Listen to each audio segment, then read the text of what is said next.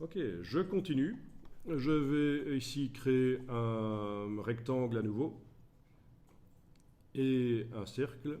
Mais cette fois-ci, le cercle, je vais le faire déborder en dehors du rectangle. Et je sélectionne les deux. D'accord? Avec le Pathfinder, je vais pouvoir faire quelque chose qui n'était pas possible par objet tracé transparent. La couleur n'a pas d'importance puisqu'à la fin ça va être un seul objet et je ne pourrai mettre qu'une couleur de toute façon. Donc, objet tracé transparent créé, ça servait à faire cette fonction-là du Pathfinder, l'exclusion. Mais il y a plein d'autres options, notamment la réunion. En ayant mes deux objets sélectionnés, je clique sur le bouton Réunion et je vais donc créer un objet complexe. Les deux objets ont été réunis en un seul, un objet complexe. Ça, c'est exactement ce que j'aurais obtenu si j'avais dessiné à la plume cet objet. Le cercle a disparu. Le résidu du cercle, c'est juste la boursouflure sur le rectangle, là. On est d'accord? Je refais l'opération similaire. D'abord un cercle, voilà, avec un rectangle.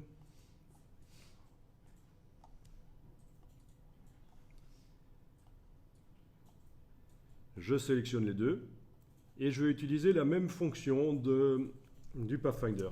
Sauf que ici, je vais enfoncer la touche Alt au moment où je clique sur cette icône.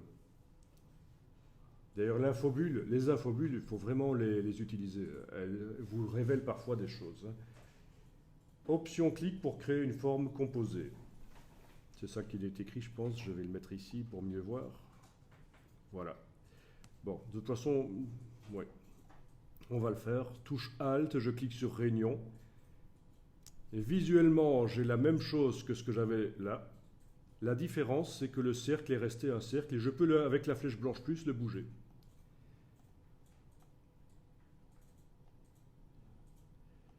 Alors que là, le cercle a disparu, il reste juste la forme de boursouflure sur le bord du rectangle. Donc c'est la touche Alt et ça fonctionne aussi pour les autres fonctions ici du Pathfinder. Ah oui, voilà la soustraction d'ailleurs, que je cherchais tout à l'heure. Voilà, et ça c'est la soustraction inverse. Bon.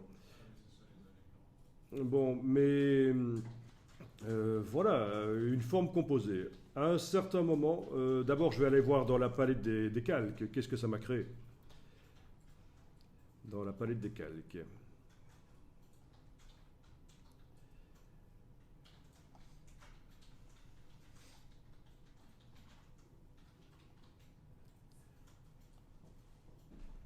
Ok. Je vais le transférer là. Voilà. Celle-là, je vais la transférer là. Voilà. Ok, donc ça c'est le premier, le réunion sans enfoncer la touche Alt, c'est un seul objet, un tracé. Ça c'est le deuxième, en enfonçant la touche Alt, c'est un groupe qui s'appelle forme composée dans lequel je trouve mon rectangle et mon cercle. Donc voilà, c'est une forme composée. À un certain moment, parce que je veux aller plus loin dans Illustrator sur cette forme et que je ne sais pas le faire comme ça, je peux la retransformer en une forme unique en cochant décomposer ici. Voilà. Ou alors en allant dans Objet, décomposer l'aspect. Oui, ça marche aussi. Objet, décomposer l'aspect, c'est la même chose. Et donc ça m'a transformé mon groupe de formes composées en un groupe normal qui contient le tracé. Donc oui, ça c'est le genre de choses qu'Illustrator va vous faire assez souvent. Une fois que vous décomposez des choses, il reste des groupes qui ne servent à rien. En fait, un groupe qui contient un objet, c'est un peu ridicule. Ok. À partir de là, il suffit de faire objet dissocié et le groupe a disparu en fait. Sinon, j'aurais pu sortir l'objet du groupe et jeter le groupe aussi, bien entendu. Sortir l'objet du groupe comme ça dans la palette des calques. Et puis jeter le groupe, il n'y a même pas besoin de le jeter, il a disparu tout seul. un groupe vide disparaît. Parfait. OK.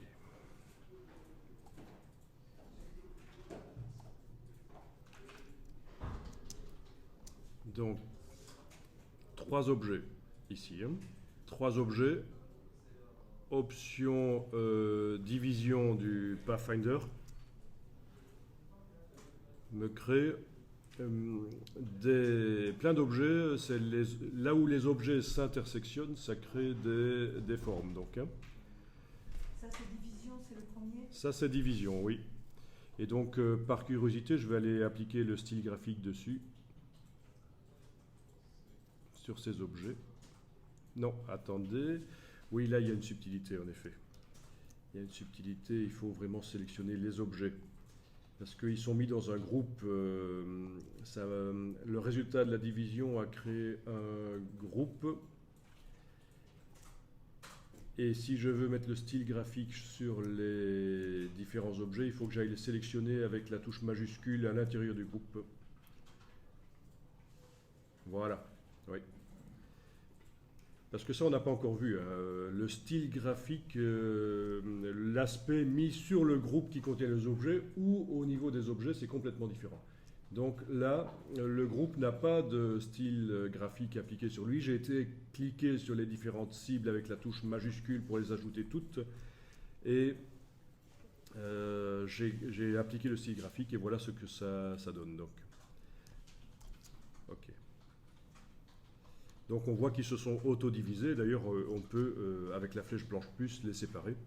Ça ressemble un peu à ce qu'on avait vu l'autre jour, diviser les objets inférieurs. Hein, on avait créé une ligne et on lui avait demandé de diviser les objets inférieurs. Voilà. Et sauf que ici, les objets qui servent à diviser, ils restent. Hein, voilà, il reste des morceaux. Ils s'auto-divisent les uns les autres. Bien. Je vais aller...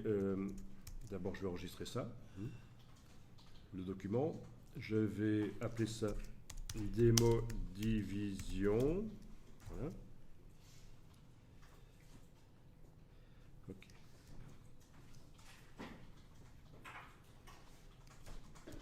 Alors, je vais aller en arrière, récupérer mes objets de base là, mes 3 objets. Je sélectionne. Donc, j'utilise maintenant l'option pochoir. Et donc, beaucoup moins de division. Et c'est vrai que ça peut être intéressant pour notamment faire des boutons, pourquoi pas. Il y a d'autres moyens d'y arriver, mais ici, ça ne m'a plus fait que 4 objets, en fait. Hein. Plus les objets sont sur le dessus, dans l'empilement des objets, plus ils sont au-dessus, moins ils sont divisés, en fait. Hein. Logique, hein. Celui du dessus n'est pas du tout divisé. Je crois qu'on comprend bien. Là. À partir de là, je vais les activer tous les 4. Voilà, clic, majuscule, clic, majuscule, clic, majuscule, clic. Et leur appliquer le style graphique. Et j'obtiens quelque chose de complètement différent, évidemment, par rapport à la division. Oui. Donc c'est vrai qu'en effet, le pochoir peut être intéressant.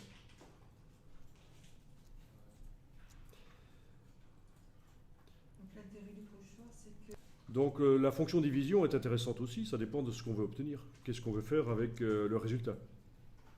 Si je veux pouvoir donner une couleur différente là où les objets s'entrecroisaient, hein, ben ici ça ne va pas être possible avec le pochoir. Avec division, ça aurait été possible. Par contre, le pochoir permet de faire des choses sympas comme ça, c'est vrai.